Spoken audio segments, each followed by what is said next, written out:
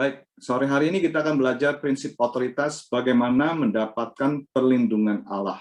Otoritas itu adalah kuasa, ya.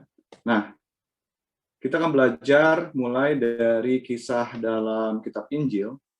Itu ada sebuah kisah Yesus ditemui oleh seorang perwira, ya, minta tolong karena hamba perwira itu sakit.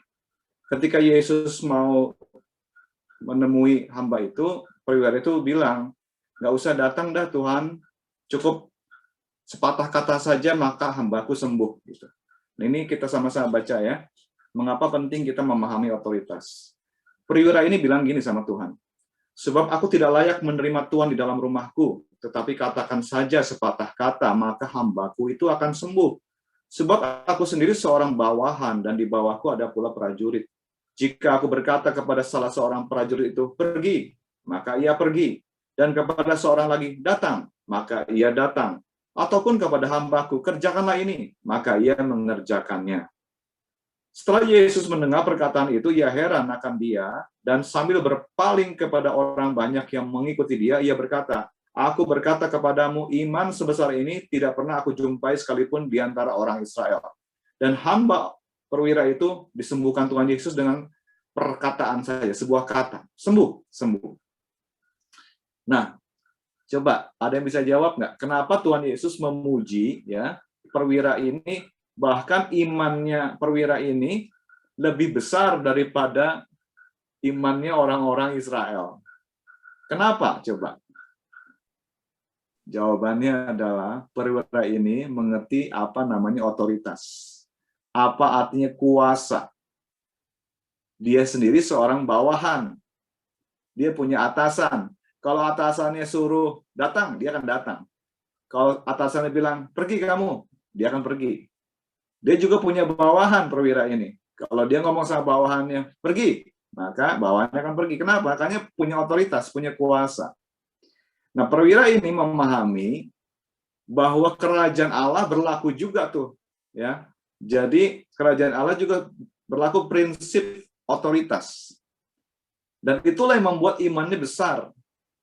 Kalau orang-orang zaman dulu berharap Yesus datang, menumpangkan tangan, atau seperti Yesus melakukan apa gitu. Perwira ini ngerti, Yesus ini punya otoritas. Dia dibawa otoritas Allah. Jadi Yesus ngomong, pasti akan terjadi sesuatu. Nah, jadi kalau orang ngerti otoritas, dia akan mengalami kuasa. Dia akan mengalami perlindungan Tuhan. Ya, itu yang harus kita pelajari dari perwira ini, sampai Yesus heran dan berkata, aku berkata kepadamu, iman sebesar ini tidak pernah aku jumpai sekalipun di antara orang Israel. Perwira ini mengerti apa artinya otoritas. Nah, apa sih otoritas itu? Otoritas itu bicara soal kuasa, ya. Dan Allah adalah pemegang otoritas tertinggi. Allah Maha Kuasa. Allah adalah penguasa atas segalanya. Ia berdaulat di surga dan di bumi. Allah penguasa satu-satunya, raja di atas segala raja dan tuan di atas segala tuhan. King of kings and Lord of lords. Allah yang Maha Kuasa itu mendelegasikan otoritasnya, kuasanya kepada 3 struktur di dunia ini. Coba perhatikan gambar payung itu. Payung itu bicara soal otoritas, bicara soal kuasa. Jadi Allah mendelegasikan, memberikan kuasanya, wewenangnya, otoritasnya kepada 3 struktur, yaitu keluarga, gereja, dan pemerintah. Dan setiap orang yang ingin mengalami perlindungan Allah harus berada di dalam payung otoritas, harus ada di dalam keluarga, harus ada di dalam gereja, harus ada dalam pemerintah. Kalau seseorang berontak keluar dari keluarganya, itu bahaya. Kenapa? Karena ada si iblis, si setan yang mau menghancurkan kehidupan kita. Hati-hati, ya. Kita harus mengerti prinsip otoritas ini.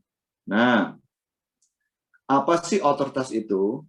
Otoritas adalah yurisdiksi tertentu yang didelegasikan oleh Allah bersama dengan resources-nya, sumber daya dan kuasa untuk melaksanakan. Nah, yurisdiksi itu bicara soal kewenangan dalam wilayah tertentu. Ya, kalau kita lihat di Kamus Besar Bahasa Indonesia, otoritas itu artinya kekuasaan yang sah yang diberikan kepada lembaga dalam masyarakat. Tadi kita belajar ada keluarga, ya, ada gereja, ya, ada pemerintah. Ini dalam iman Kristen, ya, yang memungkinkan para pejabatnya menjalankan fungsinya. Otoritas itu hak untuk bertindak, hak kekuasaan, wewenang, hak melakukan tindakan atau hak membuat peraturan untuk memerintah orang lain. Di dalam keluarga, siapa yang pegang otoritas? Kepala rumah tangga, suami, ayah, ya. Nah, contoh aku punya anak 2, Joya dan Krista. Joya dan Krista itu ada dalam wewenangku. Aku punya kekuasaan untuk mengatur anakku. Tapi aku tidak punya kekuasaan untuk mengatur anak tetangga. Karena anak tetangga punya otoritas sendiri. Ada ayah ibunya, ada bapak emaknya. Begitu. Nah, di gereja, karena saya mendapatkan otoritas dari Gereja Bethel Indonesia sebagai seorang pejabat pendeta, maka saya punya wewenang, saya punya kekuasaan untuk menegur anggota jemaat GBI Jalan Merak. Tapi kalau kepada jemaat lain, saya nggak punya otoritas. Jemaat orang lain itu punya gembala sendiri. Nah, itu bicara soal yurisdiksi, ya, otoritas. Sama seperti wali kota Bogor. Dia berkuasa hanya di kota Bogor. Kalau udah lewat Kabupaten Bogor, wali kota Bogor nggak punya kuasa. Otoritasnya nggak ada, karena di kabupaten otoritasnya adalah bupati. Paham ya sampai sini ya? Jadi otoritas itu adalah yurisdiksi tertentu yang didelegasikan oleh Allah. Ada 3 lembaga yang diberikan pendelegasian oleh Allah, kuasa otoritas, yaitu pertama keluarga, kedua gereja, ketiga pemerintah. Nah, untuk mendapatkan perlindungan Allah, kita harus belajar submission, menundukkan diri dan taat kepada otoritas. Apa itu penundukan diri? Menundukkan diri artinya sikap hormat, di mana seseorang secara sukarela menempatkan dirinya di bawah otoritas yang diberikan Tuhan. Ya, tadi ingat ada keluarga, ada gereja, ada pemerintah, ya. Nah, kita menempatkan diri di bawah otoritas yang diberikan Tuhan, menghormati secara sukarela otoritas itu sebagai tindakan iman bahwa Allah berdaulat, bahwa Allah lah sesungguhnya yang pegang kuasa. Dan Allah mendelegasikan kepada keluarga, gereja, dan pemerintah. Karena itu, saya akan menghormati otoritas di atas saya. Kemudian saya juga akan mentaati. Ketaatan itu apa? Ketaatan sebenarnya kebebasan, di mana kita bisa berkreasi di bawah perlindungan otoritas yang ditunjuk oleh Allah, sambil melaksanakan keinginan otoritas kita selama mereka keinginannya benar. Ya, jadi kita mentaati otoritas di atas kita selama keinginan otoritas di atas kita itu selaras dengan kehendak Allah. Ya. Nah, bagaimana sih struktur otoritas Allah berfungsi? Coba perhatikan gambar ini. Perhatikan gambar Allah. Itu ada segitiga, ya. Allah nomor 1 adalah Allah sumber semua otoritas. Allah adalah sumber semua kuasa. Dan Allah mendelegasikan kuasanya, otoritasnya kepada 3 lembaga, yaitu keluarga, gereja, dan pemerintah. Lalu kalau di organisasi perusahaan seperti apa? Organisasi perusahaan bisa masuk dalam salah satu dalam pemerintahan, ya. Karena semua usaha di Indonesia harus tunduk kepada undang-undang yang dijalankan oleh pemerintah. Fungsi dasar otoritas adalah untuk menghukum yang berbuat jahat, memuji, menghormati yang berbuat baik. Nah, setiap kita ada di bawah otoritas. Kenapa sih setiap orang harus berada di bawah otoritas? Yang pertama, untuk pelatihan karakter, untuk pembentukan karakter kita.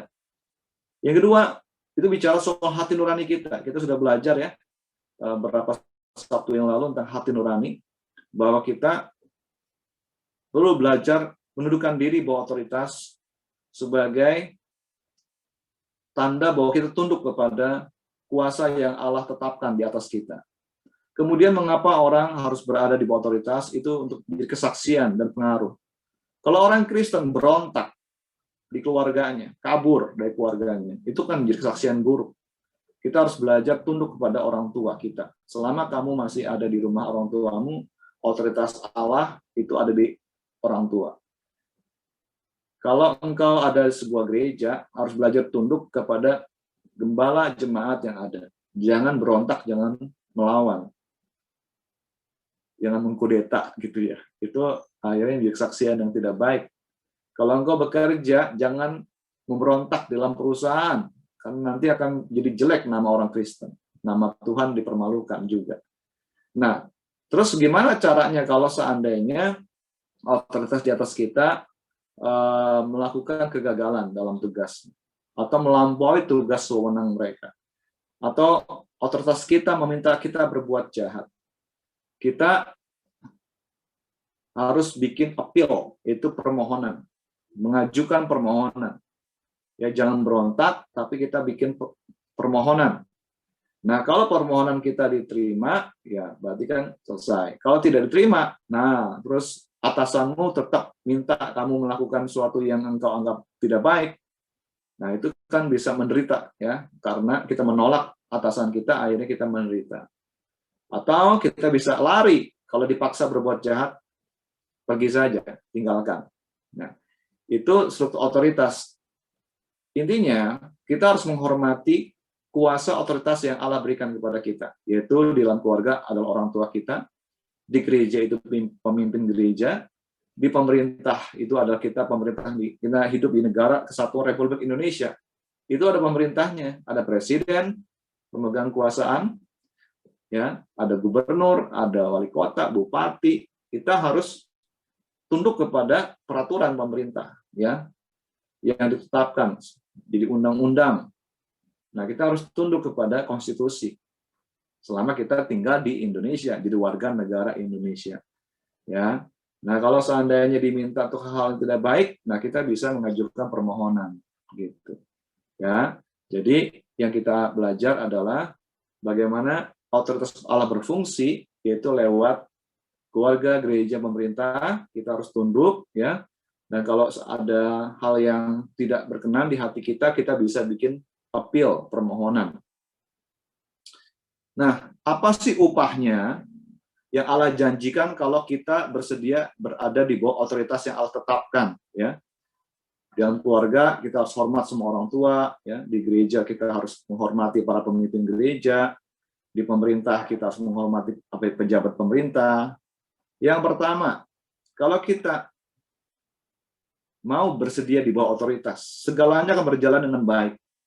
Efesus 6 ayat 2-3 dikatakan, hormatilah ayahmu dan ibumu. Ini adalah suatu perintah yang penting, seperti yang nyata dari janji ini, supaya kamu berbahagia. Halo, anak-anak remaja, pemuda, mau nggak jadi pemuda yang berbahagia? Mau? Hormati ayah dan ibumu. Itu janji Tuhan. Efesus 6 ayat 1-3, hai anak-anak, taatilah orang tuamu di dalam Tuhan, karena haruslah demikian, supaya panjang umurmu di bumi. Mau berumur panjang? Tiap ulang tahun kita nyanyi, happy birthday to you, umur panjang, panjang umurnya, panjang umurnya. Tapi sesungguhnya, orang yang panjang umur dikasih kesehatan oleh Tuhan adalah orang-orang yang mentaati orang tuanya. Anak-anak yang taat sama orang tua dikasih sama Tuhan umur panjang, ya, dikasih kesehatan sama Tuhan. Berikutnya, kalau engkau tunduk di bawah otoritas, engkau akan membuat Tuhan senang. Kolose 3:20, hai anak-anak, taatilah orang tuamu dalam segala hal, karena itulah yang indah di dalam Tuhan. Itu yang indah, yang membuat Tuhan senang. Taati orang tuamu. Berikutnya, engkau akan terhindar dari rasa takut akan hukuman. Roma 13 ayat 3, sebab jika seorang berbuat baik, ia tidak usah takut kepada pemerintah. Hanya jika ia berbuat jahat, berbuat kriminal, ia akan takut. Maukah kamu hidup tanpa takut terhadap pemerintah? Perbuatlah apa yang baik, dan kamu akan beroleh pujian dari pemerintah. Apa upah yang lain? Engkau akan memelihara hati nurani yang murni. Sebab itu perlu kita menaklukkan diri bukan saja oleh karena kemurkaan Allah, tapi juga oleh karena suara hati kita. Roma 13 ayat 5. Kemudian, Ibrani 13 ayat 17, kalau kita tunduk di bawah otoritas, kita akan mendapat laporan yang bagus dari para pemimpin kita. Taatilah pemimpin-pemimpinmu dan tunduklah kepada mereka sebab mereka berjaga-jaga atas jiwamu sebagai orang-orang yang harus bertanggung jawab atasnya. Dengan jalan itu mereka akan melakukannya dengan gembira, bukan dengan keluh kesah, sebab hal itu tidak akan membawa keuntungan bagimu. Apa upaya yang lain? Engkau akan menerima warisan dari Allah. Kolose 3, 23-24. Apapun juga yang kamu perbuat, perbuatlah dengan segenap hatimu seperti untuk Tuhan dan bukan untuk manusia. Kamu tahu bahwa dari Tuhanlah kamu akan menerima bagian yang ditentukan bagimu sebagai upah. Kristus adalah Tuhan dan kamu adalah hambanya. Ya, di sini yang sudah kerja, engkau punya atasan. Ini ayat firman Tuhan buat engkau. Kalau engkau punya tuan, punya majikan, ya, punya atasan, punya bos, apapun juga yang kamu perbuat dengan segenap hatimu seperti untuk Tuhan dan bukan untuk manusia. Maka kamu akan menerima bagian yang ditentukan bagimu sebagai upah. Tiap bulan engkau dapat gaji dari bosmu. Tapi upah itu dari Tuhan. Mau nggak dapat upah dari Tuhan? Rezeki dari Tuhan. Perbuatlah segala sesuatu seperti untuk Tuhan. Maka engkau akan menerima warisan dari Allah. Puji Tuhan. Berikutnya, engkau akan dapat apa lagi? Engkau akan menerima pujian Allah. 1 Petrus pasal 2 ayat 18-20. Hai kamu, hamba-hamba. Tunduklah dengan penuh ketakutan kepada Tuhanmu. Bukan saja kepada yang baik dan peramah, tapi juga kepada yang bengis. Sebab adalah kasih karunia jika seorang karena sadar akan kehendak Allah menanggung penderitaan yang tidak harus ia tanggung. Sebab dapatkah disebut pujian jika kamu menderita pukulan karena kamu berbuat dosa? Tapi jika kamu berbuat baik dan karena itu kamu harus menderita, maka itu adalah kasih karunia pada Allah. Engkau akan dapat pujian dari Allah kalau engkau tunduk kepada otoritas di atas kamu. Ya, yang sekolah tunduk kepada otoritas di sekolah, kepala sekolah, ada guru-guru, ya, jangan melawan guru-gurumu. Kalau kau tidak berkenan sama gurumu, kau bisa buat appeal, permohonan sama gurumu, usulan, masukan, ya. Berikutnya, apa yang Allah janjikan bagi mereka yang berada di bawah otoritas? Engkau tidak akan menghujat Allah atau firman Allah. 1 Timotius 6 ayat 1. Semua orang yang menanggung beban perbudakan, ya, punya bos, ya, punya majikan, hendaknya menganggap Tuhan mereka layak mendapat segala penghormatan, agar nama Allah dan ajaran kita jangan dihujat orang. Jangan kita melawan, memberontak kepada otoritas di atas kita, karena akan membuat nama Tuhan dihujat. Orang Kristen kok begitu berontak, orang Kristen kok begitu nggak benar, gitu ya. Jadi kalau kita nggak setuju, kita nggak suka, jangan berontak, make appeal, buat permohonan, buat masukan, beri masukan, ya, bicara baik-baik. Kalau engkau bersedia di bawah otoritas Tuhan, engkau akan diberi arahan yang jelas. Kalau engkau punya orang tua, dengarkan orang tuamu. Amsal 6 ayat 20. Hai anakku, peliharalah perintah ayahmu dan janganlah menyia-nyiakan ajaran ibumu. Tambatkanlah senantiasa semua itu pada hatimu, kalungkanlah pada lehermu. Jikalau engkau berjalan, engkau akan dipimpinnya. Jika engkau berbaring, engkau akan dijaganya. Jikalau engkau bangun, engkau akan disapa. Engkau punya arah yang jelas. Kalau engkau ingin punya direction, punya arah dalam hidup ini, punya tujuan hidup, ya, Tuhan pakai ayahmu dan ibumu. Dengarkan perintah ayahmu, dengarkan ajaran ibumu. Nggak ada ayah dan ibu ngajarin yang nggak benar, yang nggak baik. Pasti semuanya baik. Kalau engkau bersedia di bawah otoritas yang Tuhan berikan, engkau akan dilindungi dari orang jahat. Di Amsal 6 ayat 23-24 dikatakan, karena perintah itu pelita, dan ajaran itu cahaya, dan teguran yang mendidik itu jalan kehidupan, yang melindungi engkau terhadap perempuan jahat, terhadap kelicikan lidah perempuan asing.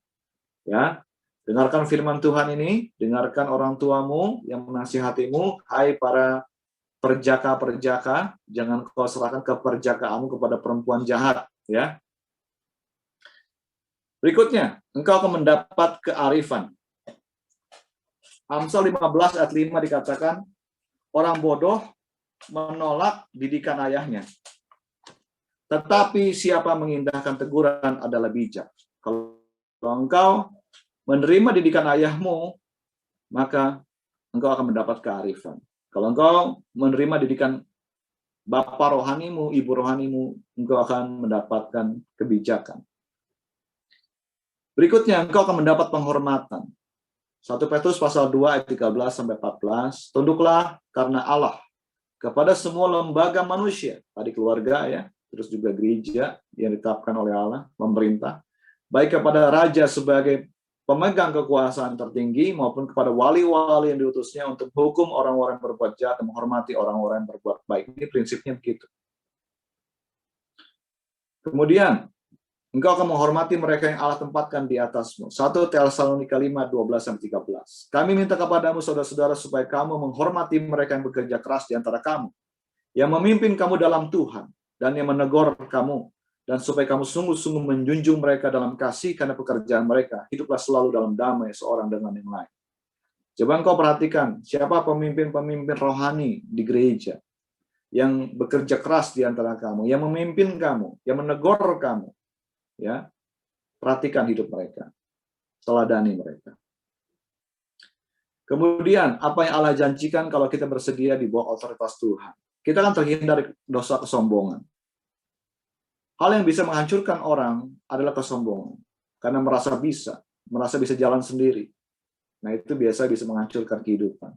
1 Timotius 6 ayat 2-4. Jika Tuhan mereka seorang percaya, janganlah ia kurang disegani karena bersaudara dalam Kristus.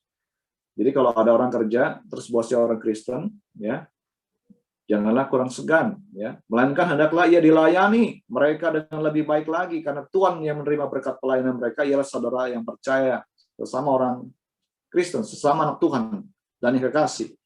Ajarkanlah dan nasihatkan semuanya ini. Jika seorang mengajarkan ajaran lain dan tidak menurut perkataan sehat, yaitu perkataan Tuhan kita Yesus Kristus, dan tidak menurut ajaran yang sesuai dengan ibadah kita, ia adalah seorang yang berlagak tahu padahal tidak tahu apa-apa. Jadi orang yang mengenal firman Tuhan adalah orang yang rendah hati, yang mau melayani orang-orang yang ada di atas dia, otoritas di atas dia. Nah, sekarang setelah kita baca begitu banyak ayat firman Tuhan yang menjanjikan upah bagi orang yang mau berada di bawah otoritas Tuhan, langkah apa yang harus diambil untuk mengalami pelindungan Allah? Sabtu ini, sore ini, kita akan belajar 3 langkah saja. Ya. Nanti langkah keempat, kelima, keenam, kita lanjutkan Sabtu depan. Langkah pertama, yang harus diambil untuk mengalami perlindungan Allah di bawah otoritas. Yang satu adalah memahami konsep payung perlindungan. Coba perhatikan gambar itu, payung itu. Di bawah payung itu ada gambar manusia. Allah memberikan perlindungan kepada setiap kita, yaitu ada payung otoritas. Di keluarga, Tuhan memberikan kepada kita otoritas ayah dan ibu kita. Selama kita berada di bawah otoritas ayah dan ibu, kita aman dalam payung pelindungan Tuhan. Di gereja, Tuhan memberikan payung otoritas kepada gembala-gembala, para penatua jemaat. Kalau engkau berada di sebuah gereja yang memberikan dirimu untuk berada di bawah payung perlindungan otoritas Tuhan, karena kamu aman dari serangan kuasa kegelapan. Nah, selama kita berada di bawah otoritas yang Allah berikan, tidak ada apapun yang terjadi yang Allah tidak bisa bagi kemuliaan dan bagi kebaikan kita. Roma 8 ayat 28. Karena Allah turut bekerja dalam segala sesuatu untuk mendatangkan kebaikan bagi setiap orang yang mengasihi Dia, bagi setiap orang yang terpanggil sesuai rencana Allah. Percayalah, ya. Saudaraku semua, tidak ada yang terjadi dalam hidup kita sebagai anak-anak Tuhan yang terjadi kebetulan. Allah turut bekerja dalam segala sesuatu. Selama kita berada di bawah otoritas yang Allah berikan, kita aman dalam perlindungan Tuhan. Tapi saat kita keluar dari otoritas, sesungguhnya kita membuka diri terhadap kuasa setan. Dikatakan di 1 Samuel 15 ayat 23, sebab dosa pendurhakaan, rebellion, pemberontakan adalah sama seperti dosa bertenung. Jadi kalau seorang memberontak, seorang anak berontak pada orang tuanya, melawan orang tuanya, itu sama seperti dosa witchcraft, dosa bertenung, dosa sihir, pergi ke tukang sihir. Di mata Tuhan begitu. Dan tentu saja kuasa gelap main di situ. Jadi jangan kita berontak, jangan melawan orang tua, nggak boleh. Itu melawan otoritas namanya. Ya. Jadi berada di bawah payung perlindungan itu seperti seekor induk ayam ya, ngumpulin anak-anaknya. Coba perhatikan gambar anak ayam yang berada di naungan sayap dari induk ayam. Kita juga sama seperti itu. Allah kita itu seperti ya induk ayam yang menaungi kita dengan sayapnya. Di bawah naungan sayapnya kita berlindung. Payung perlindungan di Alkitab itu sinonim dengan benteng pertahanan, pondok, pavilion, pagar perlindungan. Yuk kita baca beberapa ayat ini. Di Mazmur 31 ayat 3 dikatakan, sebab Engkau Tuhan, bukit batuku dan pertahananku, benteng pertahanan, fortress. Dan oleh karena namamu, Engkau akan menuntun dan membimbing aku. Di Mazmur 27 ayat 5, sebab Tuhan melindungi aku dalam pondoknya, dalam pavilionnya, pada waktu bahaya. Tuhan menyembunyikan aku dalam persembunyian di kemahnya. Ya, jangan takut terhadap bahaya apapun dalam hidup ini. Orang-orang jahat, ada bahaya penyakit sampah, COVID-19, percaya deh. Selama engkau berada di bawah otoritas, kau dilindungi Tuhan. Kisah yang menarik adalah kitab Ayub. Ya, Ayub itu kan setan mau menghancurkan Ayub, tapi nggak bisa. Kenapa? Nah, bukankah engkau, Tuhan, yang membuat pagar sekeliling dia, sekeliling Ayub dan rumahnya, serta segala yang dimilikinya? Apa yang dikerjakannya telah kau berkati, dan apa yang dimilikinya makin bertambah di negeri itu. Setan tidak bisa menghancurkan Ayub oleh karena ada pagar perlindungan Tuhan di sekeliling Ayub, di rumah Ayub. Jadi setan nggak bisa buat apa-apa. Nah sesungguhnya, ya, anak-anak Tuhan, jangan takut menghadapi apapun juga, karena ada payung perlindungan Tuhan yang melindungi kita. Ada pagar perlindungan Tuhan, ada benteng pertahanan, ada Tuhan yang melindungi kita semua.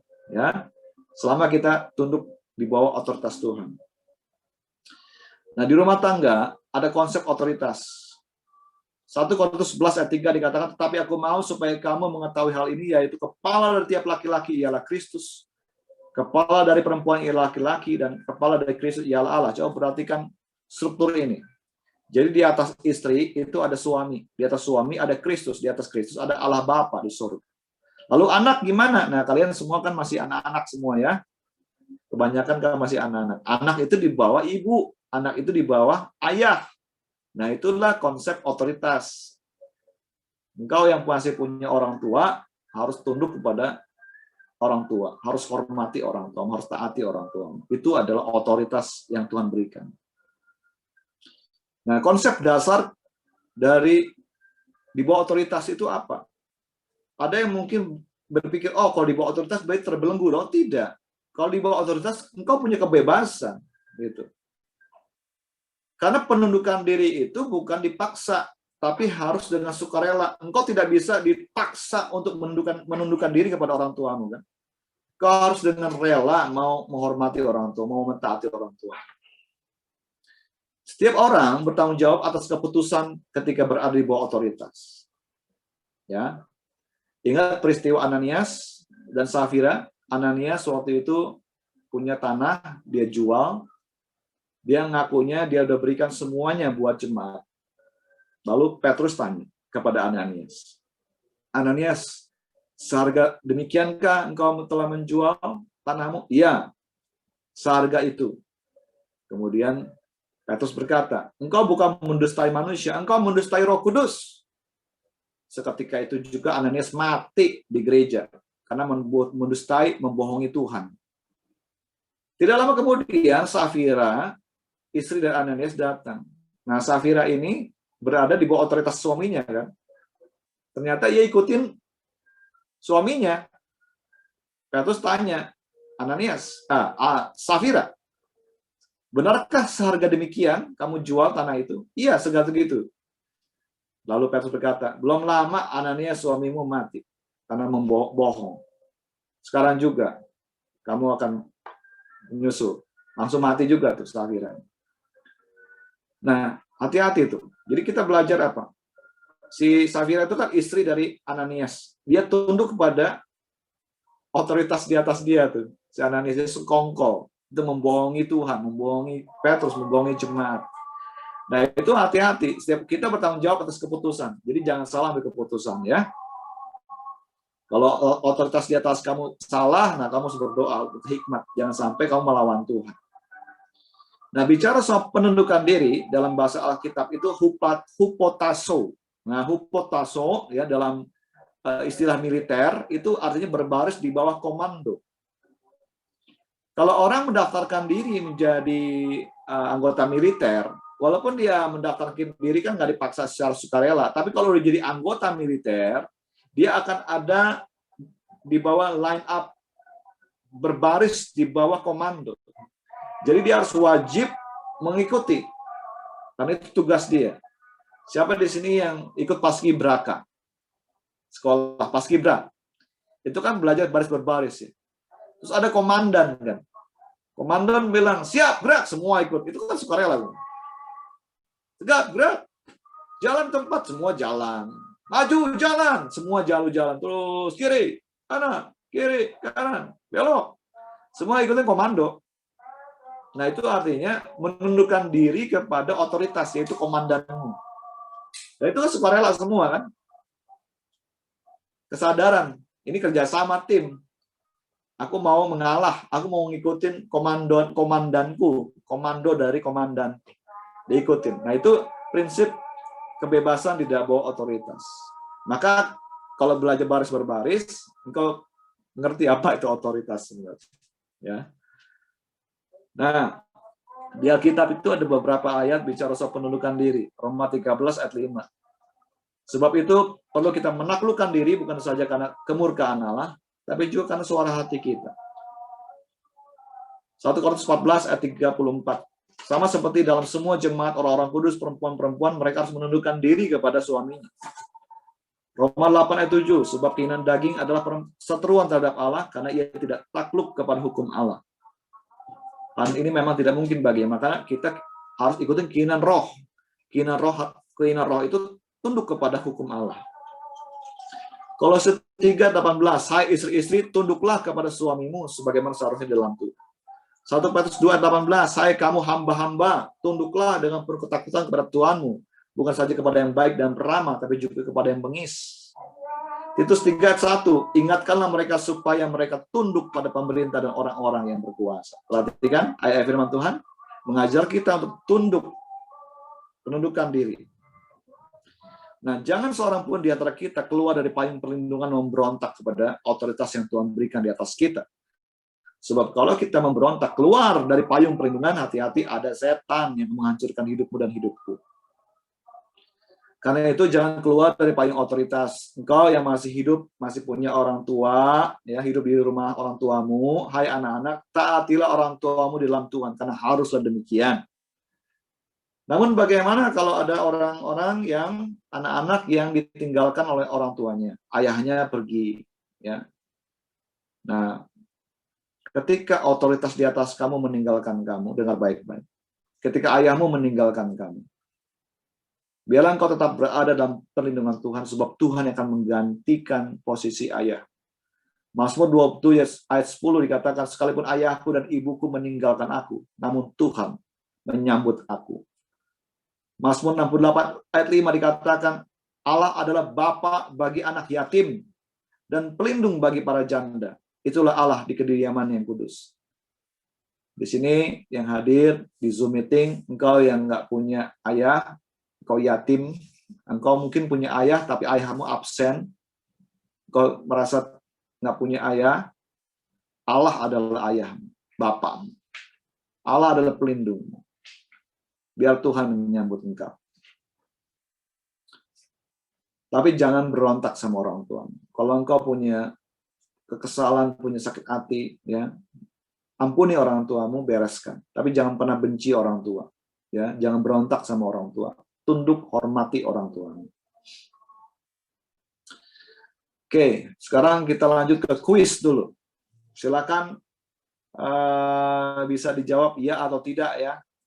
Bisa ditebak nih. Ini kuisnya ada 20 nih. Kita akan cepat aja nih. Kita berpacu melawan waktu soalnya.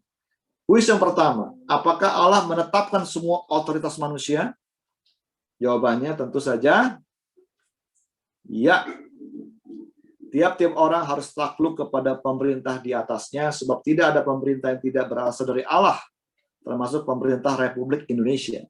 Dan pemerintah-pemerintah yang ada ditetapkan oleh Allah, sebab itu barang siapa melawan pemerintah, ia melawan ketetapan Allah.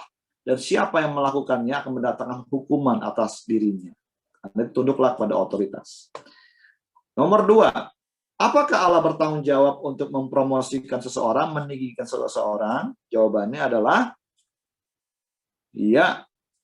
Sebab bukan dari timur atau dari barat, bukan dari padang gurun datangnya peninggian itu, tetapi Allah adalah hakim, direndahkan yang satu dan ditinggikan yang lain. Karena itu, ya, jangan takut engkau yang sedang bekerja, ya, promosi itu datang dari Tuhan. Engkau boleh digencet kanan kiri, digencet oleh atasanmu. Kalau Tuhan yang promosiin, Tuhan akan tinggikan kan. Yang engkau yang sekolah, yang kuliah, jangan takut ya. Tuhanlah yang akan meninggikan engkau. Hanya rendahkan dirimu di hadapan Tuhan. Hormati orang tua, taati otoritas di atas kamu. 3, apakah para penguasa sesungguhnya mengeksekusi murka Allah, kepanjangan tanganan Allah untuk menghukum orang berbuat jahat? Jawabannya adalah ya. Sebab jika seorang berbuat baik, ia tidak usah takut kepada pemerintah. Hanya jika ia berbuat jahat, maka kamu hidup tanpa takut terhadap pemerintah. Perbuatlah apa yang baik, dan kamu akan beroleh pujian daripadanya. Karena pemerintah adalah hamba Allah untuk kebaikanmu, tetapi jika engkau berbuat jahat, takutlah akan dia. Karena tidak percuma pemerintah menyandang pedang, pemerintah adalah hamba Allah untuk membalas kemurkaan Allah atas mereka yang berbuat jahat. Jangan takut sama pemerintah, karena pemerintah itu adalah wakilnya Tuhan untuk menghukum orang yang berbuat jahat, menghormati yang berbuat baik. Oke. Siapa di sini yang sudah punya SIM berkendara? Kalau engkau jalan di jalan raya, lihat polisi, takut nggak? Kalau engkau takut, nah, takut ditilang misalnya. Kalau engkau sebenarnya kalau engkau tidak berbuat salah, ya nggak usah takut kan? Karena polisi itu akan menghukum yang salah, ya, menghormati yang baik. Karena mereka itu adalah pejabat-pejabat yang diberikan otoritas oleh negara untuk menertibkan masyarakat. Mereka sebenarnya wakilnya Tuhan. Keempat, apakah Allah memiliki pengaruh langsung dalam keputusan para penguasa? Apakah Allah berdaulat untuk ikut campur dalam pemerintahan Republik Indonesia, keputusan-keputusannya? Jawabannya adalah ya. Hati raja seperti batang air di dalam tangan Tuhan, dialirkan oleh Tuhan kemana ia ingini. Karena itu kita harus mendoakan pemerintah kita. Kita harus mendoakan presiden kita harus mendoakan Ibu Retno, Menteri Luar Negeri kita, ya. Kita harus doakan semua pejabat pemerintah di atas kita. Yang kelima, dapatkah kita menolak otoritas yang diberikan Allah dan masih memiliki hati nurani yang baik? Nah, ini jawabannya apa? Kalau kita menolak, tidak mau tunduk kepada otoritas yang Allah berikan, masih punyakah kita hati nurani yang baik? Jawabannya tentu saja tidak. Sebab kita harus menaklukkan diri, bukan saja karena kemurkaan Allah, tapi juga karena suara hati kita. Jadi kalau masih mau punya hati nurani yang baik, ya tunduklah kepada otoritas yang Tuhan berikan. Yang keenam, apakah Allah mengajarkan ada struktur dan otoritas dalam pernikahan? Ya, nanti suatu hari kamu akan menikah kan? Ada. Tadi kita sudah baca ayatnya. Kepala dari perempuan ialah laki-laki, kepala dari laki-laki ialah Kristus. Ya. 7. Haruskah semua pemimpin memberikan pertanggungjawaban kepada Allah atas cara mereka menggunakan otoritas mereka? Ya. Setiap pemimpin harus bertanggung jawab atas setiap jiwa-jiwa yang dipercayakan Tuhan. Suatu hari saya juga harus tanggung jawab sama Tuhan. Otoritas yang Tuhan berikan kepada saya, apakah saya gunakan dengan benar? Yang 8, apakah Allah membentuk keseimbangan kekuasaan? Jawabannya iya. Tuhan membentuk 3 struktur, ya, keluarga, gereja, dan pemerintah. Sama di Perjanjian Lama juga, kalau kita baca Perjanjian Lama, itu Tuhan bentuk ada tua-tua, ya, kepala suku, kepala keluarga, lalu imam-imam yang menyampaikan firman Tuhan, lalu ada raja-raja yang memerintah negara. Nah, zaman sekarang Tuhan mendelegasikan kekuasaannya kepada keluarga, gereja, dan pemerintah. 9. Apakah mereka yang berada di bawah otoritas tidak memiliki kekuasaan? Jawabannya tidak. Ini contohnya ya, suami istri. Demikian juga hai istri-istri, tunduklah kepada suamimu supaya jika ada di antara mereka yang tidak taat kepada firman, mereka juga tanpa perkataan dimenangkan oleh kelakuan istrinya jika mereka melihat bagaimana murni dan salehnya hidup istrinya itu. Jadi istri itu kan memang di bawah suami ya, dalam fungsi otoritas ya. Karena suami itu kepalanya gitu. Tapi istri itu masih punya pengaruh. Dia tidak kehilangan kekuasaan karena sebenarnya leadership, kepemimpinan itu bicara soal pengaruh ya. Apakah istri Kristen memiliki perlindungan di bawah suami yang belum diselamatkan? Ini ada kasus ya, Alkitab ini kalau tadinya sama-sama belum percaya Kristus, tapi kemudian salah satu pasangan yaitu istrinya sudah dalam Tuhan. Gimana kalau suaminya belum dalam Tuhan? Nah, jawabannya kata Rasul Paulus, suami yang tidak beriman itu dikuduskan oleh istrinya. Jadi itu yang dinasihatkan oleh firman Tuhan. Berikutnya 11, apakah tujuan utama otoritas untuk menghukum kejahatan memuji kebaikan? Ya. Tunduklah kepada Allah karena semua lembaga manusia baik kepada raja, baik sebagai pemegang kekuasaan yang tertinggi, ya dulu monarki, kalau zaman sekarang republik, kebanyakan kita harus tunduk kepada pemerintah yang ada, kepada wali-wali yang diutusnya untuk menghukum orang berbuat jahat dan menghormati orang-orang yang berbuat baik.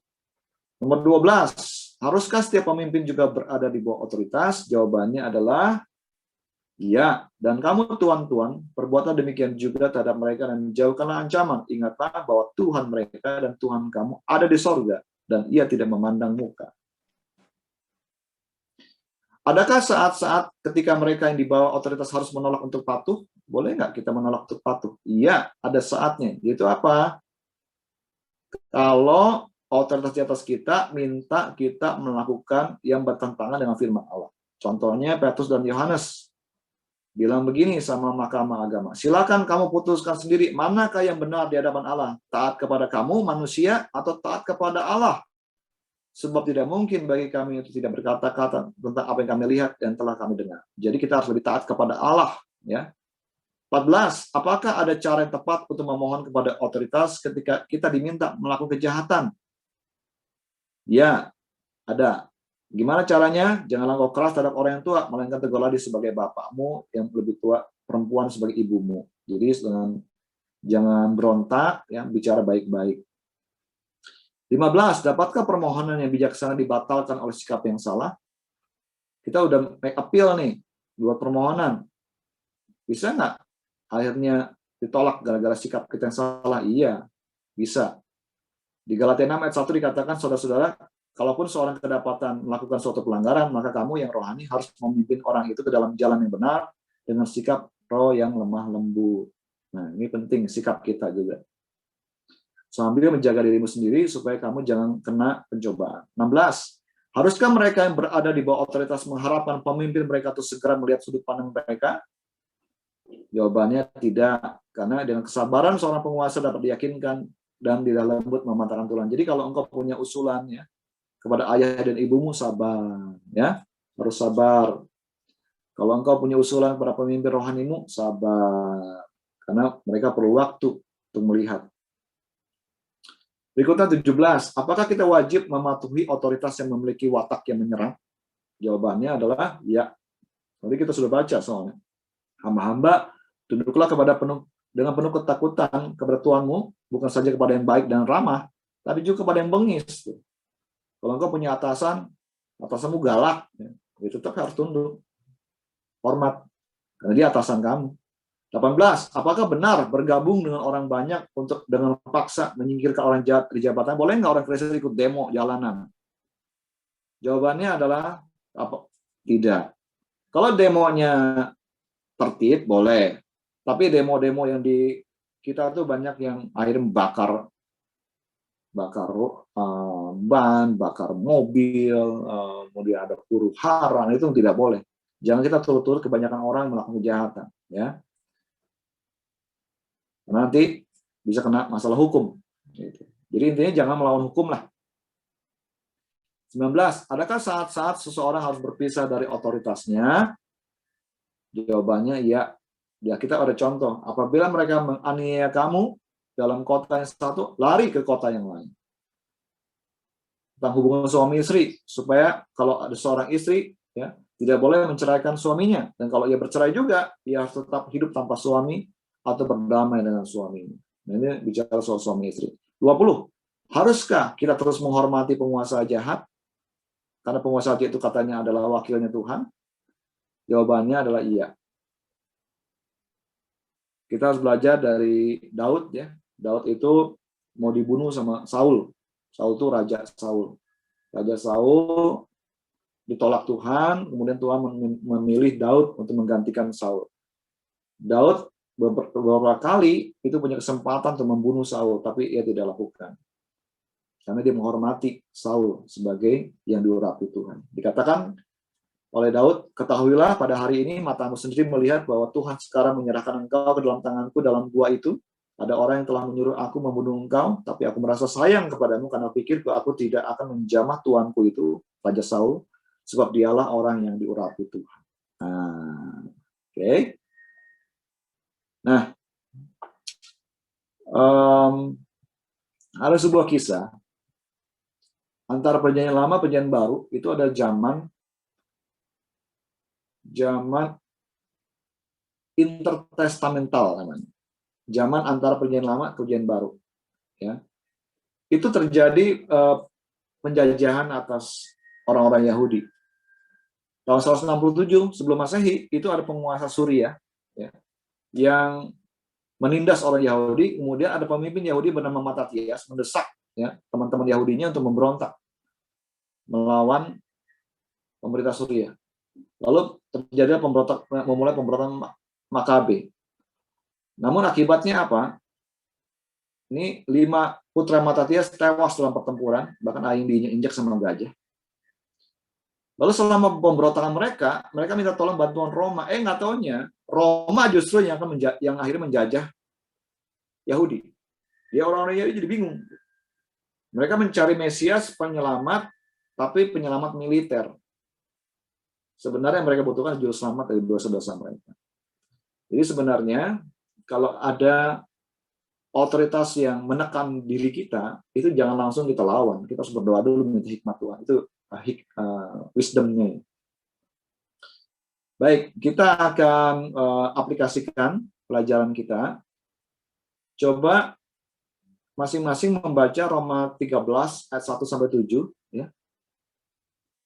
Kemudian tuliskan ya. Kalau bisa 7 alasan mengapa kita tunduk pada otoritas. Tolong siapkan lembar kerja. Ya, tiap kali kita belajar 7 prinsip ini selalu siapkan kertas kosong atau buku kosong ya. Coba bikin dulu bagan 6 kolom ini. Kalau A4 bisa kolom 1, 2, 3 ya. Kemudian di belakangnya kolom 4, 5, 6. Nah, pertemuan kita Sabtu ini kita belajar langkah 1, 2, dan 3. Nanti Sabtu depan kita lanjut langkah 4, 5, 6. Di kolom 1, bagaimana Allah memandang otoritas. Silakan baca Roma 13 ayat 1 sampai 7. Lalu tuliskan poin kuncinya ya, 7 alasan mengapa kita perlu tunduk pada otoritas. Oke. Paham ya? Oke, silakan di break room. Ya. Baik, saya lanjutkan materi kita. Langkah kedua sekarang. Tadi di langkah pertama kan kita harus ngerti konsep payung, ya, payung perlindungan Tuhan. Nah, di langkah kedua kita harus tahu siapa otoritas di atas kita. Ada 3 lembaga, keluarga, gereja, dan pemerintah. Nah, yang pertama, lembaga yang Tuhan bentuk adalah keluarga. Di Taman Eden, Tuhan itu bentuk keluarga. Ketika Tuhan menciptakan Adam, Tuhan bilang tidak baik Adam seorang diri saja. Karena itu, Allah ketika Adam sedang tidur, mengambil tulang rusuk Adam, dijadikanlah perempuan. Lalu perempuan itu dibawa kepada Adam, kemudian Adam bangun, Adam berkata, inilah tulang dari tulangku, daging dari dagingku. Itulah keluarga yang pertama dibentuk oleh Tuhan. Ya, jadi keluarga itu yang pertama dibentuk oleh Tuhan. Nah, keluarga yang kuat akan menghasilkan gereja yang kuat.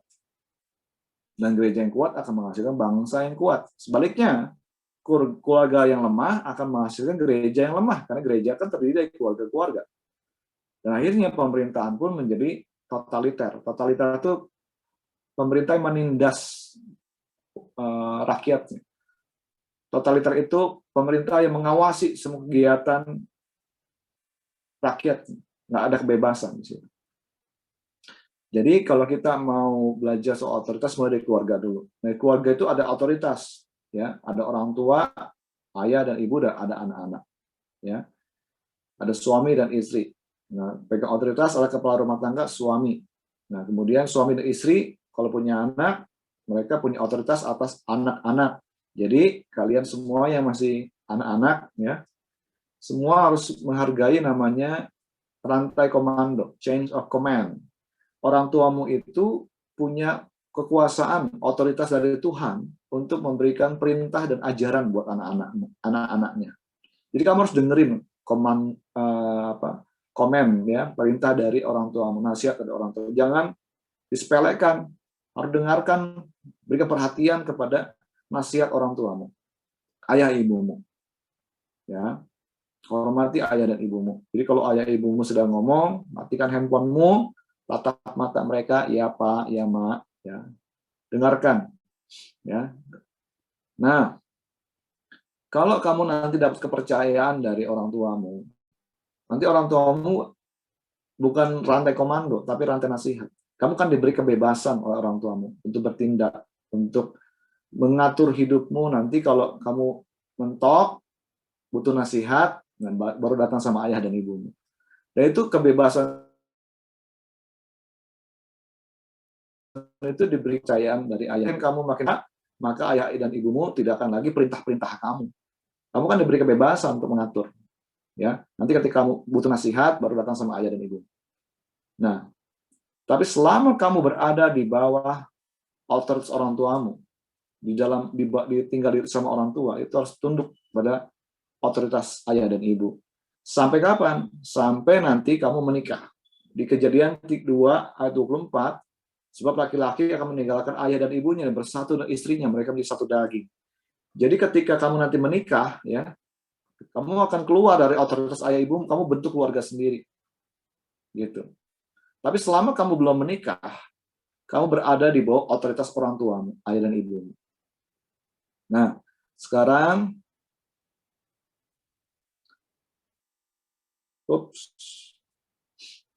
tuliskan nama orang tuamu pada kolom 2, ya, di kolom 2.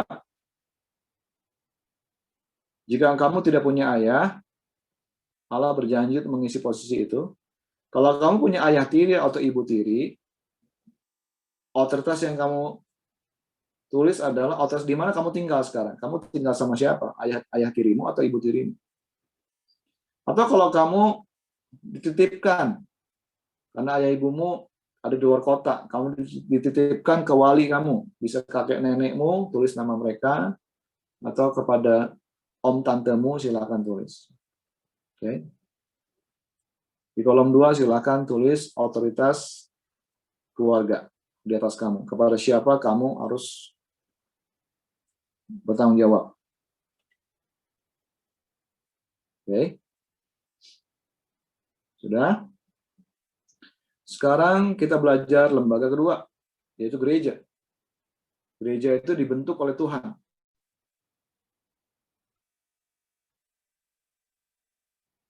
Penatua-penatua yang baik pimpinannya patut dihormati 2 kali lipat, terutama mereka yang dengan jeripayah berkhotbah dan mengajar.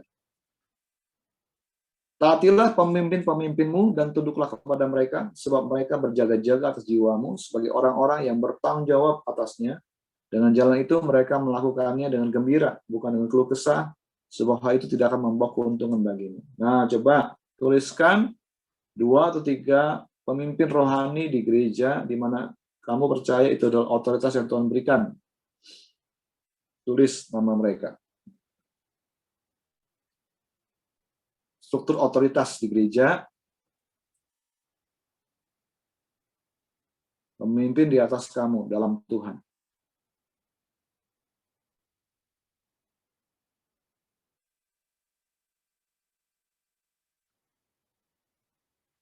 Oke. Sekarang kita maju lagi ke lembaga yang ketiga, yaitu pemerintah. Firman Tuhan berkata, tunduklah karena Allah kepada semua lembaga manusia, baik kepada raja sebagai pemegang kekuasaan tertinggi, maupun kepada wali-wali yang diutusnya untuk menghukum orang-orang yang berbuat jahat, dan menghormati orang-orang yang berbuat baik.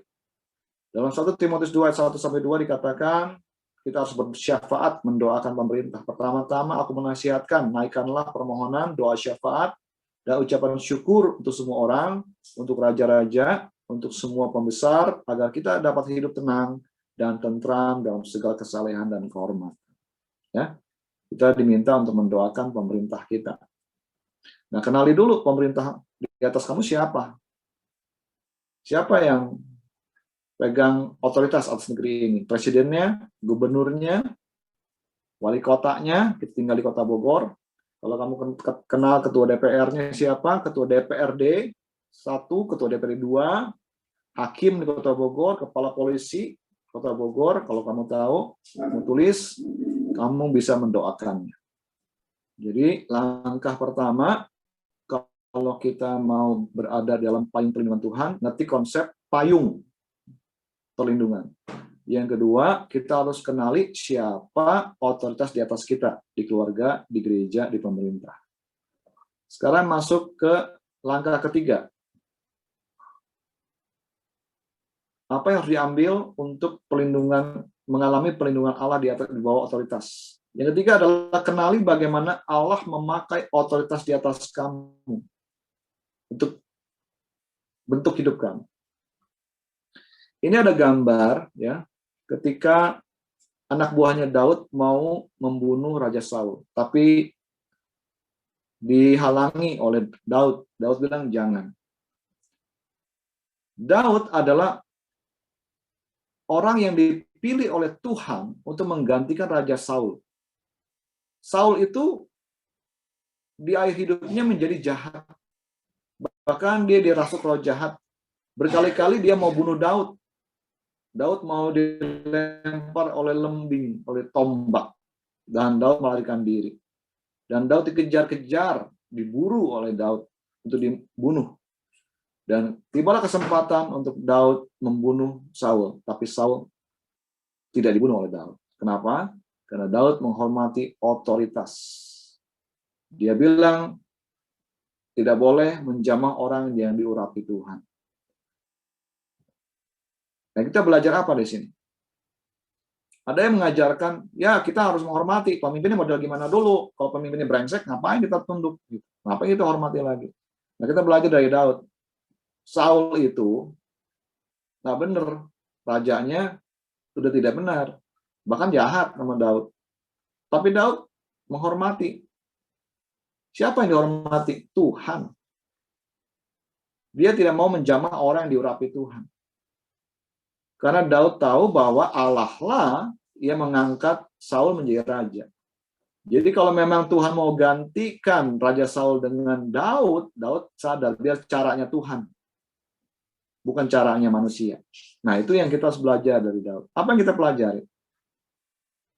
Ternyata Tuhan menempatkan otoritas di atas kita untuk bentuk karakter kita. Seperti Tuhan mempersiapkan karakternya Daud bentuk menjadi raja. Nah, tidak heran Daud itu menjadi orang yang berkenan di hati Allah. Kenapa? Karena dia sudah lewati suatu proses pembentukan dari Tuhan. Nah, itu kalau saat ini engkau sedang mengalami situasi yang sulit, sedang berhadapan sama otoritas dalam hidupmu sulit, ya. Mungkin kamu sedang berhadapan dengan ayah dan ibumu. Mungkin kamu sedang berhadapan sama otoritas di gerejamu, ya, ada pemimpin rohani yang kamu merasa sulit. Atau kamu sedang mengalami siapa otoritas di sekolah kamu atau di tempat kerjamu, gitu ya. Apa situasi sulit sedang kamu hadapi? Nah, coba kenali sebenarnya Tuhan kan sedang membentuk karakter kamu, ya. Kenali manakah kualitas karakter yang Allah rindukan terbentuk dalam dirimu. Ini ada daftar 49 karakter kalau nggak salah. Kualitas karakter. Jadi silahkan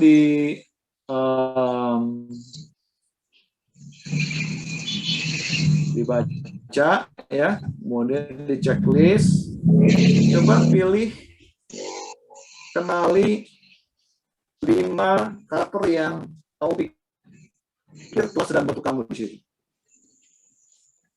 Ya.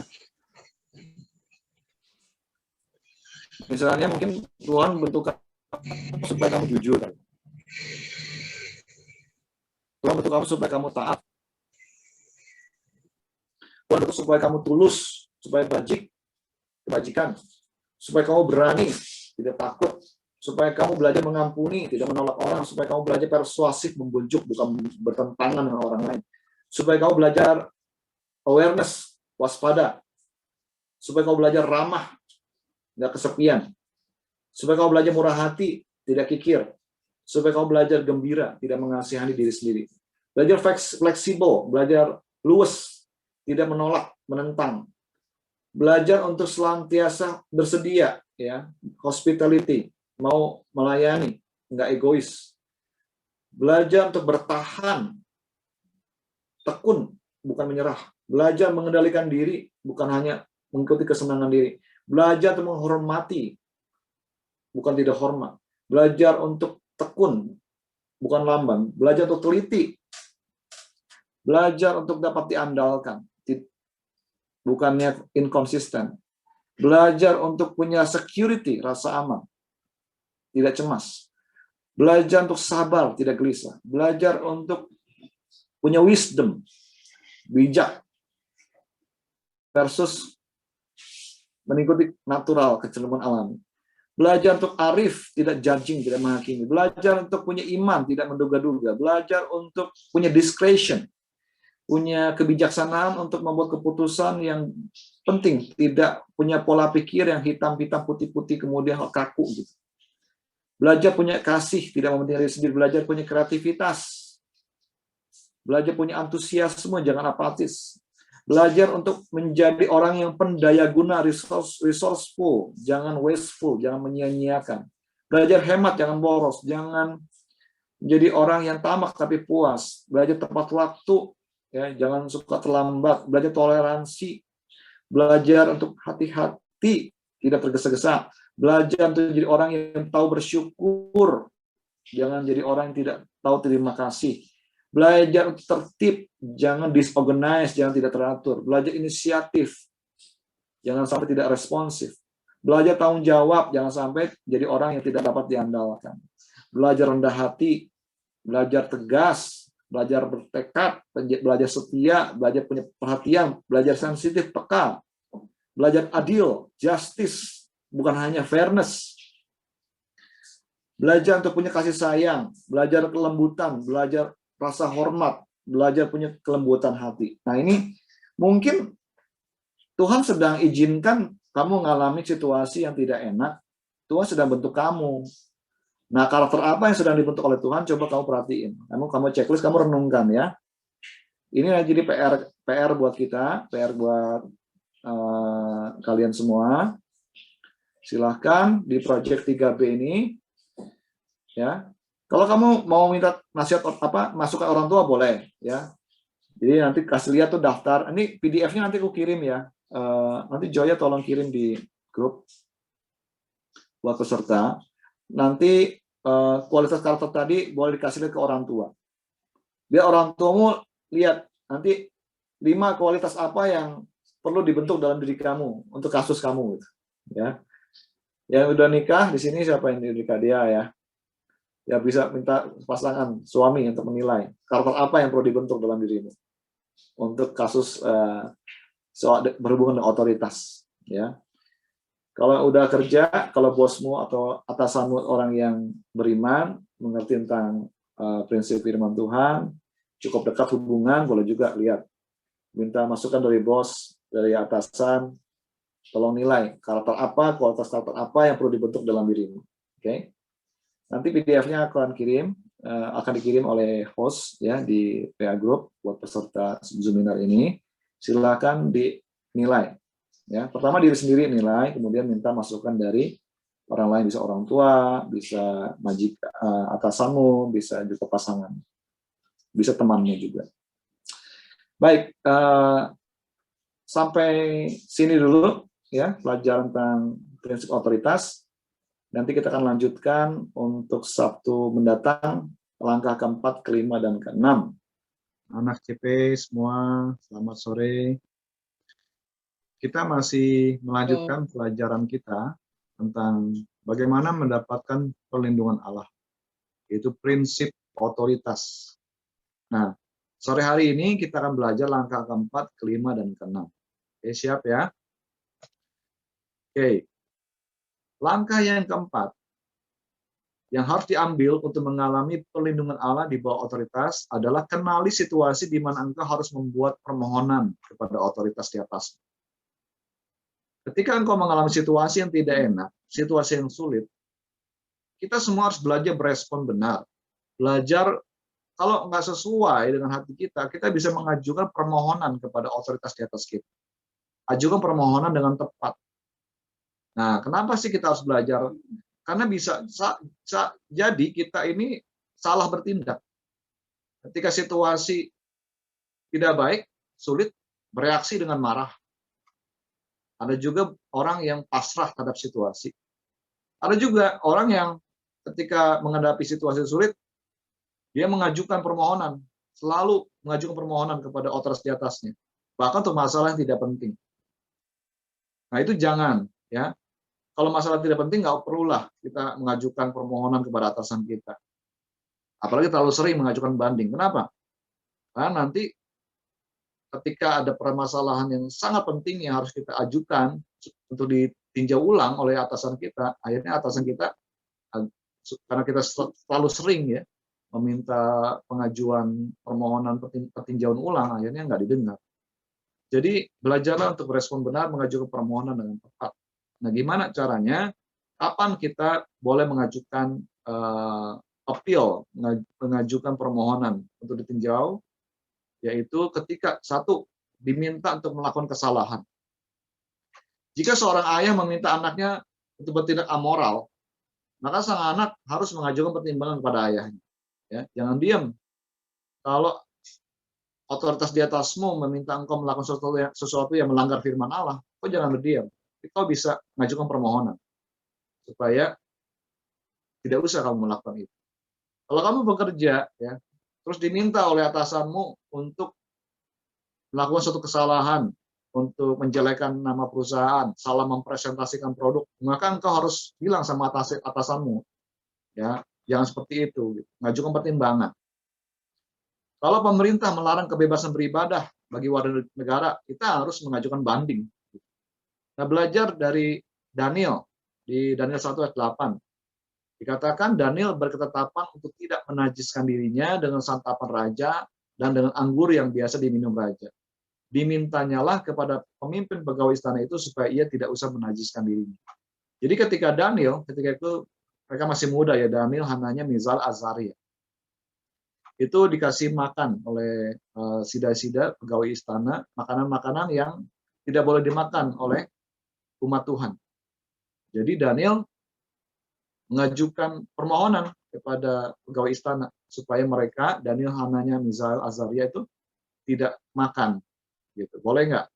Kenapa? Kalau mereka makan binatang yang haram, mereka melakukan kesalahan di mata Tuhan.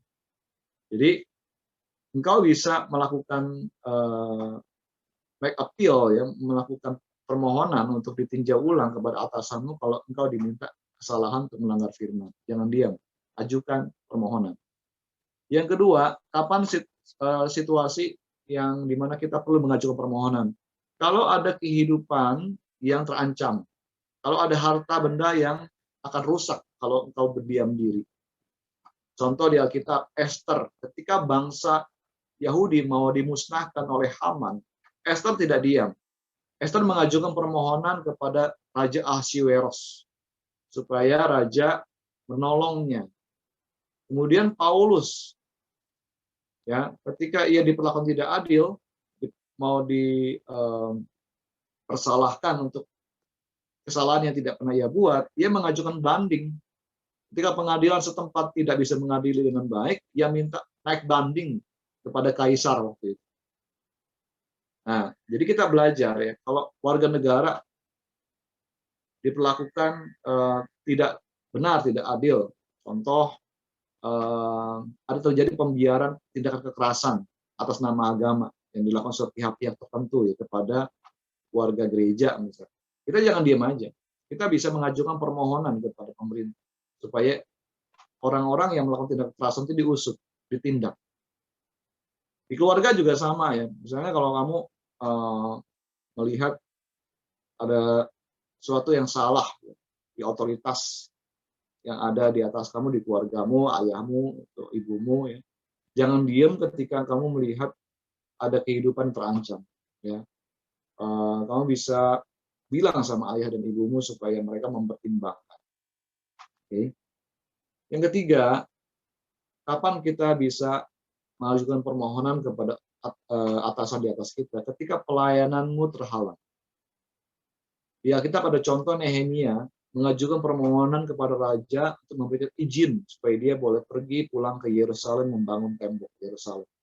Lalu Ezra juga mohon izin kepada raja supaya raja mengizinkan supaya Ezra bisa bawa umat Israel kembali ke Yerusalem. Kemudian perempuan Sunam itu mohon kepada suaminya untuk diizinkan untuk menyiapkan sebuah kamar bagi Nabi Elisa. Jadi istri minta izin sama suaminya. Nah, kalau seorang penginjil dilarang untuk memberitakan kabar baik di jalanan, dia bisa minta izin kepada kepolisian, izin keramaian, supaya dia bisa melakukan tugas kabar Injil di suatu tempat yang dikasih izin. Nah, itu contoh kapan kita bisa memberikan mengajukan permohonan ya, di keluarga, di gereja maupun di pemerintah. Nah, coba sekarang di kolom yang keempat, ya, semua sudah siap dengan lembar kerja ya. Coba evaluasi, apakah kamu saat ini ada masalah dengan otoritas di atas kamu, baik dengan orang tuamu atau dengan pemimpin di gereja atau dengan pemerintah setempat, ya. Kemudian evaluasi, apakah kamu diminta untuk melakukan sesuatu yang salah? Apakah ada yang terancam? Kalau kamu berdiam diri, akan ada yang terancam. Apakah ada pelayanan yang bisa terhenti? Nah, coba dievaluasi. Oke. Silakan dikerjakan di kolom 4. Saya kasih waktu 1 menit ya. Refleksi ya. Jadi di lembar kerja itu ada kolom 4.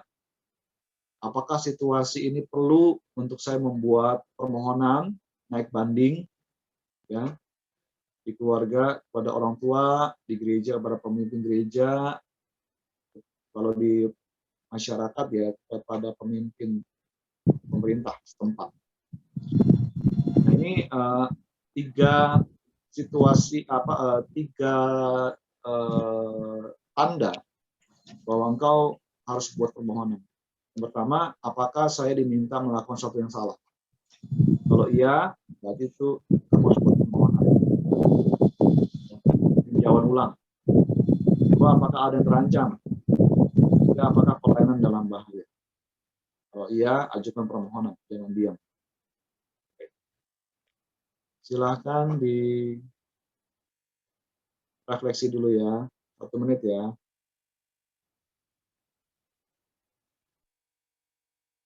Oke, kita lanjut ya.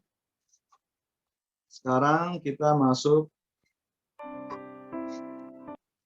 ke langkah kelima. Langkah yang harus diambil untuk mengalami perlindungan Allah di bawah otoritas.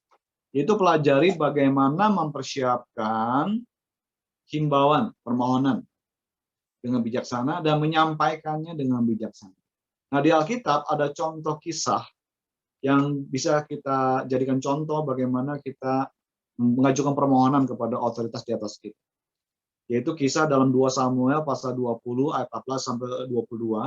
Itu kisah seorang perempuan bijak di kota Abel yang mengajukan permohonan kepada Panglima Yoab, Panglima Israel yang saat itu sedang mengepung kota Abel. Jadi Panglima Yoab itu sedang memburu seorang pengkhianat ya, dari pengkhianat yang mengkhianati Raja Daud. Jadi diuber sampai orang ini namanya Seba berlindung di kota Abel. dan Panglima Yoab mengepung mau menghancurkan seluruh kota itu. Dan apa yang dilakukan oleh perempuan ini, yang kita belajar bagaimana kita mempersiapkan menyampaikan himbauan kepada otoritas di atas kita. Yang pertama, kita harus bicara dengan penanggung jawab. Siapa person in charge? Coba kita baca kisahnya ya. Lalu berserulah seorang perempuan bijaksana dari kota itu. Dengar, dengar. Katakanlah kepada Yoab, mendekatlah kemari supaya aku berbicara dengan engkau. Maka mendekatlah Yoab kepada perempuan itu, bertanyalah perempuan itu. Engkaukah Yoab? Jawabnya benar. Lalu berkatalah perempuan itu kepadanya, dengarkanlah perkataan hambamu ini. Jawab Yoab, baik. Jadi perempuan ini, ketika ada situasi yang bahaya, dia tidak diam, dia mengajukan permohonan. Cuman dia langsung cari siapa orang yang bertanggung jawab, siapa pemimpin, siapa yang berwenang, siapa yang punya kuasa otoritas. Oh, setelah dia tahu pemimpin ini namanya Yoab, dia ngomong langsung sama Yoab. Nah, itu contoh ya, kalau kamu punya masalah dan kamu mau make appeal, mau mengajukan permohonan peninjauan ulang, himbauan, jangan ngomong sama orang yang nggak punya otoritas. Ngomong sama penanggung jawab, siapa orang yang paling bertanggung jawab di situ. Gitu ya. Itu satu. Yang kedua, tetapkan posisimu bahwa kamu berada di bawah wewenang kekuasaan orang itu. Contoh nih, dikatakan di sini, maka mendekatlah Yoab kepada perempuan itu, bertanya perempuan itu, engkaukah Yoab? Jawabnya benar. Lalu berkatalah perempuan itu kepadanya, dengarkanlah perkataan hambamu ini. Jadi si perempuan ini yang bijak ini menempatkan posisinya di bawah yurisdiksi kekuasaannya Yoab. Dengarkanlah perkataan hambamu. Nah, ini penting untuk kita melakukan ini. Kenapa? Karena kalau diri kita tidak berada di bawah otoritas orang itu, maka orang itu juga nggak punya kuasa apa-apa untuk melakukan kebijakan tindakan. Jadi, pastikan posisimu di bawah yurisdiksi, kekuasaan wewenang orang itu. Ya. Nah, jadi kalau ada masalah di keluarga, ngomong sama orang tua. Gitu. Siapa yang berkuasa di rumah? Orang tua. Ya udah, ngomong sama orang tua. Kalau ada masalah di sekolah, ya, siapa yang paling berwenang di sekolah? Kepala sekolah. Ngomong sama kepala sekolah. Nah, jadi kita belajar untuk mencari orang yang person in charge, tetapkan posisi kita di bawah otoritas dia. Contoh nih, Daniel ketika tidak mau makan daging yang diberikan oleh pegawai istana, dia ngomongnya baik-baik.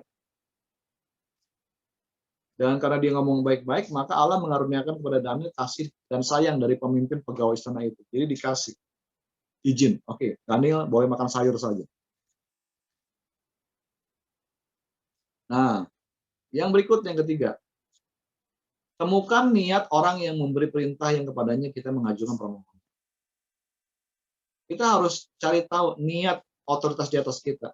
Sadar nggak dia akan dampak perintah yang diberikan. Yang kedua, kita harus cari tahu apa sih maksud yang mendasari perintah semacam itu. Contoh, perempuan bijak ini ketika tahu Panglima Yoab mau menghancurkan seluruh kota Abel, dia mencari tahu apakah Yoab sadar nggak dampak akibat perintah yang diberikannya itu. Kemudian perempuan ini ingin cari tahu maksud yang mendasari perintah Panglima Yoab itu apa sih? Jadi perempuan itu ngomong gini, dahulu biasa orang berkata begini, baiklah orang minta petunjuk di Abel dan di Dan, apakah sudah dihapuskan apa yang telah ditetapkan oleh orang-orang yang setia di Israel? Tapi engkau ini, Yoab, berikhtiar membinasakan suatu kota, apalagi suatu kota induk di Israel. Mengapa engkau hendak menelan habis milik pusaka Tuhan? Nah, jadi itu perkataan si perempuan bijak ini. Kemudian si Yoab bilang, bukan begitu halnya. Tapi seorang dari pegunungan Efraim yang bernama Seba telah menggerakkan tangannya melawan Raja Daud. Serahkanlah dia seorang diri, maka aku akan undur dari kota ini. Nah, jadi akhirnya Panglima Yoab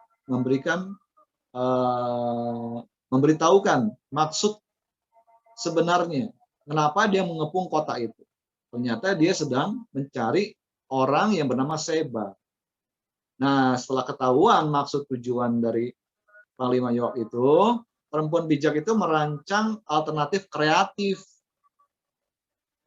cari jalan, gimana caranya ya supaya keinginan Yoab bisa dipenuhi, tapi nggak perlulah Yoab untuk menghancurkan seluruh kota kan. Lalu berkatalah perempuan itu kepada Panglima Yoab, baiklah kalau begitu kepalanya Seba akan dilemparkan kepadamu dari belakang tembok ini. Itu rancangan alternatif kreatif. Daripada seluruh kota dibunuh sama Panglima Yoab, ya udah orang yang pengkhianat itu aja si Seba yang dikasih kepada Panglima Yoab. Itu rancangan alternatif kreatif dari perempuan bijak ini. Nah, kalau udah disetujui, kita harus cepat tindak lanjuti alternatif yang diajukan. Sebab jika permohonan didengar, engkau diberi kesempatan, engkau tidak lakukan, maka otoritas di atas kamu akan marah. Kenapa? Karena buang waktu dan tenaga, sasaran nggak tercapai.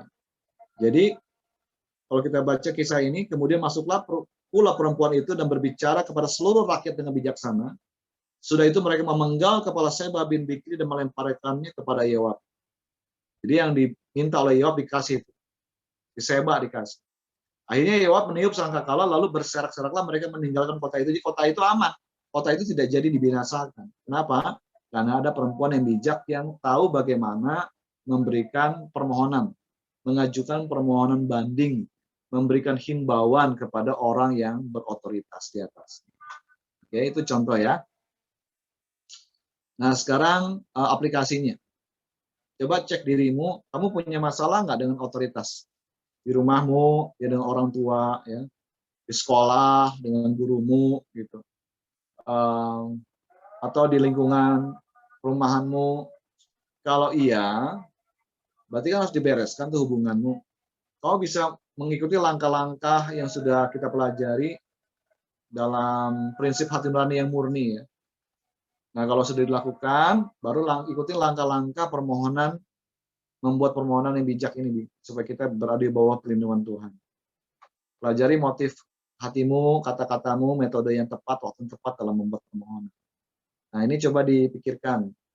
Sudahkah saya menghubungi orang yang berwenang, person in charge?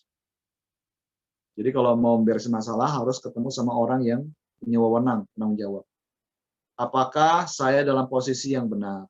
Kalau nggak benar, kamu harus beresin dulu, ya. Punya hati nurani yang murni, kalau punya kesalahan, ya aku kesalahanmu bereskan. Ikuti langkah-langkah hati nurani yang murni. Kemudian, sudahkah saya tunduk kepada otoritas? Lalu, sudahkah saya tahu maksud dan tujuan dari orang tua, dari guru, dari otoritas di atas? Dan dapatkah saya buat alternatif kreatif seperti yang perempuan bijak itu lakukan? Nah, ini coba direfleksikan di kolom 5 ya. Saya kasih waktu 1 menit supaya mendaratkan pelajaran hari ini. Sudahkah saya menyiapkan memberikan sebuah permohonan yang bijak? Silakan direfleksikan. Oke.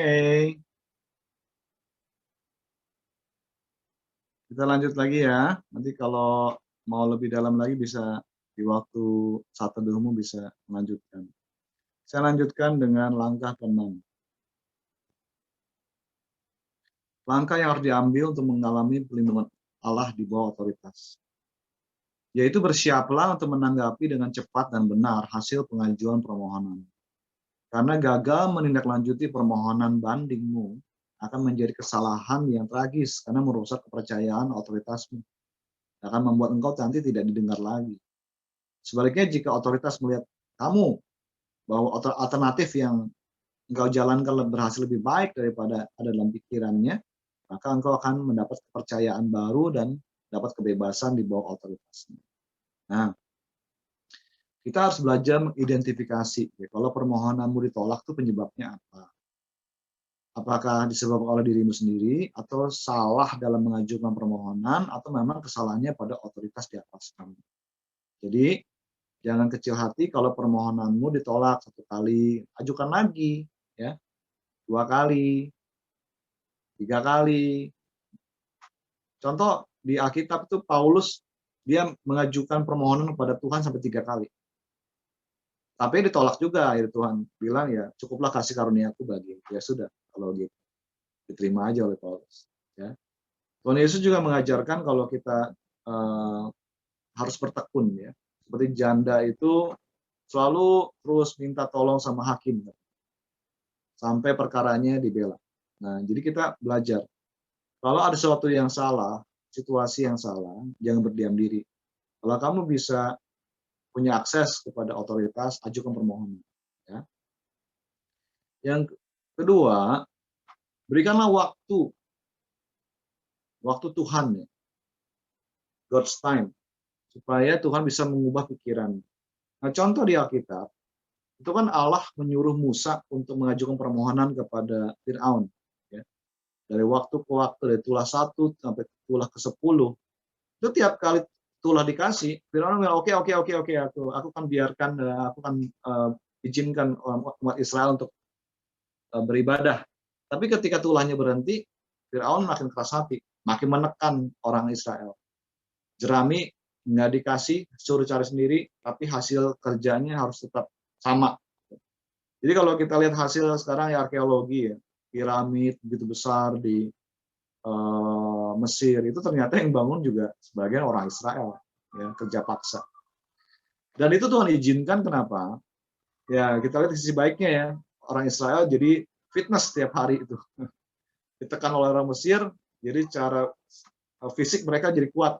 Karena mereka ketika keluar dari tanah Mesir kan harus lewatin padang gurun yang berat. Jadi mereka sudah terlatih. Dan juga karena mereka ditekan oleh Fir'aun, akhirnya orang Mesir pun memberikan jadi belas kasihan gitu sama orang Israel. Ketika tiba hari orang Israel akan keluar tanah Mesir, makanya orang Mesir kasih mereka perhiasan-perhiasan kepada orang Israel. Jadi pada waktu Tuhan bisa merubah hatinya Fir'aun, dan akhirnya Musa dan orang Israel diperintahkan Fir'aun untuk segera keluar dari tanah Mesir. Nah, jadi ketika kita punya masalah, kita sudah mengajukan permohonan kepada otoritas di atas kita, ya, berikanlah waktu supaya Tuhan bisa mengubah hati ayahmu, ibumu, mengubah hati pemimpinmu, ya. Kemudian, kalau seandainya otoritas di atas kamu menolak, kamu harus jangan kecil hati, kamu bisa ajukan ke otoritas yang lebih tinggi. Contoh ya, kayak tadi saya udah cerita tentang Paulus yang punya kasus dipersalahkan, lalu di pengadilan setempat dipersalahkan, Paulus minta naik banding. Perkaranya diperiksa oleh pemimpin tertinggi waktu itu, Kaisar Romawi. Nah, jadi kalau kita punya masalah, misalnya kamu punya masalah dengan guru ya, wali kelas. Kan di kelas itu yang tertinggi itu wali kelas ya. Nah, kalau kamu punya masalah, kemudian wali kelas itu belum bisa menyelesaikan masalah, naik banding kepada kepala sekolah. Kepala sekolah tidak bisa menyelesaikan, naik lagi ke otoritas di atas dia, dewan sekolah, yayasan. Nah, jadi kita mainnya gitu, otoritasnya berjenjang. Ya. Di pemerintah kita aja kalau ada masalah, pengadilan setempat tidak bisa, pengadilan tinggi belum bisa memutuskan sesuai dengan harapan, naik lagi banding sampai ke tingkat Mahkamah Agung. Nah, jadi jalur itu begitu, naik tingkat. Ya. Nah, lalu berikutnya, kenali kapan Tuhan memanggilmu untuk menderita demi kebenaran. Jadi ada saatnya memang seketika kita akan menderita karena kita berbuat benar. Contoh, Petrus dan Yohanes itu kan dilarang memberitakan Injil. Tapi mereka tetap memberitakan Injil, kenapa? Karena mereka bilang lebih baik kita taat kepada Allah daripada taat kepada manusia. Akhirnya mereka dipenjara. Tapi saat mereka dipenjara, karena memberitakan Injil, mereka bersukacita. Ya. Karena mereka menganggap mereka itu layak untuk menderita bagi Injil. Lalu kita belajar dari Daniel. Daniel itu kerjanya bagus sekali. Nanti baca Daniel pasal 6. Sehingga orang-orang iri sama Daniel. Daniel itu nggak punya kesalahan apa-apa.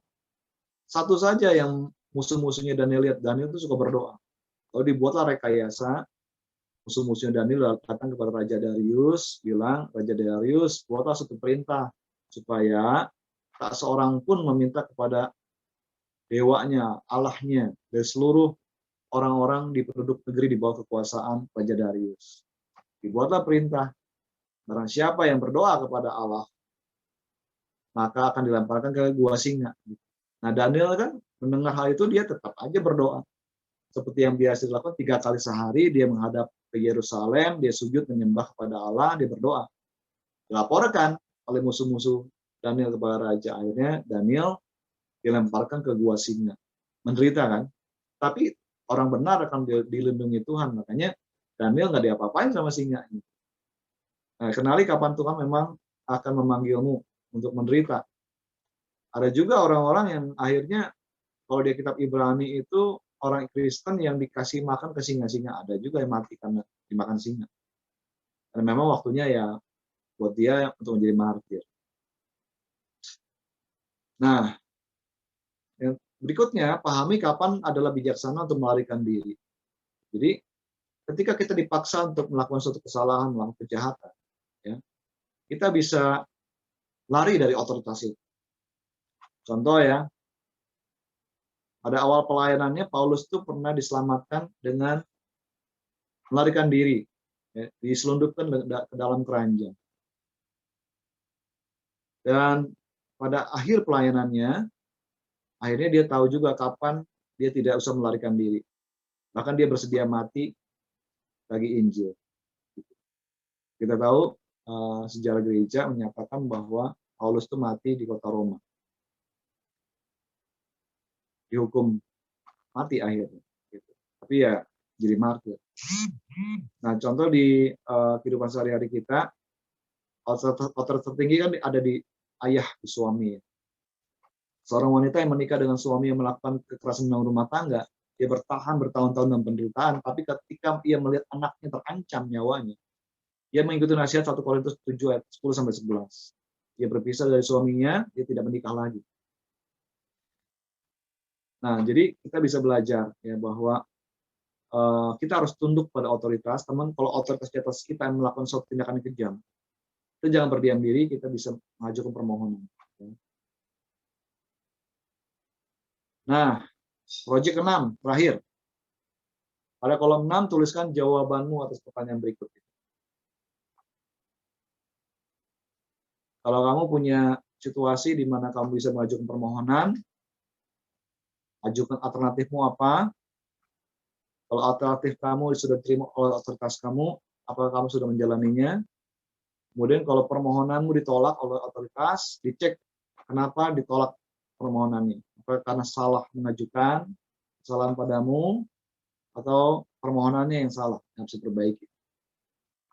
Apakah saya sudah memberikan waktu agar otoritas merubah pikirannya, atau haruskah aku membuat permohonan kepada otoritas yang lebih tinggi?